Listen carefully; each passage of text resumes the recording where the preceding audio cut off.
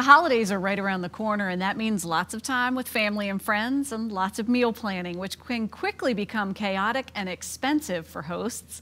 Our next guest shares helpful tips that can help you out big time this time of year. Joining us by satellite this morning from New York is TV personality, chef, and restaurateur Carla Hall. We welcome her to Virginia this morning. Carla, it is great to see you.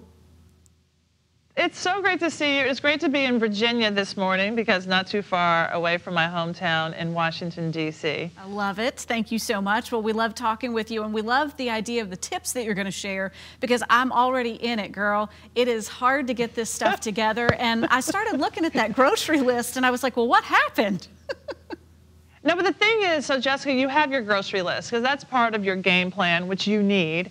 So, but I think that now that you have that, and you have, obviously that grocery list came from a menu.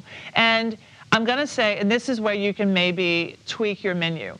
So one of the tips that I have for people that I don't think people think about is to plan your menu based on the space that you have, your stovetop space, the space in your oven, also the space in your fridge. So you wanna balance the menu with hot items, room temperature items, and cold items, because you don't want to be stressed out about, juggling and getting things to the table. The hot things are cold.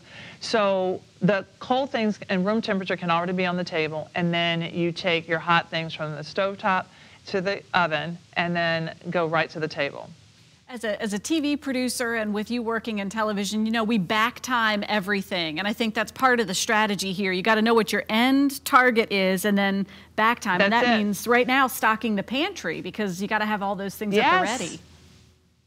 That's it. And I think now people are so stressed out and they want the holidays to be magical, and all of a sudden they're cooking not only for like 2 or 4 people, now it may be 10 or 20.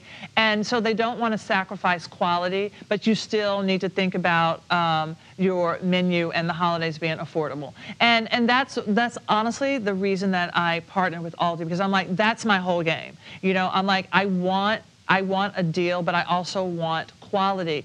And I talked about having that game plan, but the thing is you have to be willing to be surprised and be flexible, because when you go to the store, like the other day, I was at the store and I go down the aisle and I'm like, oh my God, there are these tart cherries.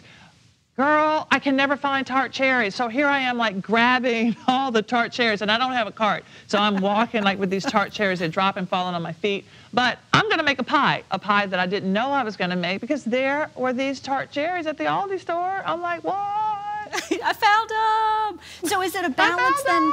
It sounds like being flexible, Carla, and maybe going with the flow a little bit. It doesn't necessarily go hand in hand with making a list, but are there staples? Like, do you define your staples and then say, hey, I might try this once I find it? Exactly. So that's exactly it. So you have to have your staples. The staples are all there. And I want to point you to this vegetable strata. So the staples are bread, eggs, and then you have milk and cream. Okay, that's the staples. But the vegetables that go into it should be flexible, because in this dish I've used these vegetables from my winter vegetable papillote that would for my Thanksgiving dinner, but I've used them here for the strata, which can be the day after.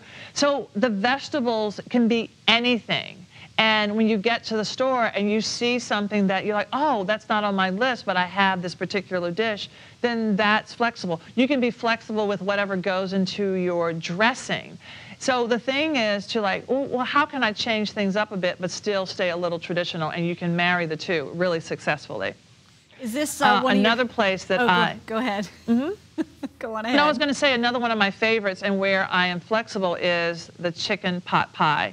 So I have this chicken pot pie filling. I don't put it in a crust. Instead, I make these waffles, these corn waffles. So they have cornmeal and bits of corn kernel. And I make them kind of loose here, so that they don't look so store-bought, and they look homemade with this little rough edge. And that's a really fun way to get things sort of mix up a bit and then have something new that people are like, oh, I like that. Because you always want to give your guests an experience.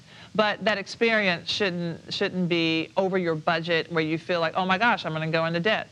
That's right, or over your head because you actually want to enjoy it too, right?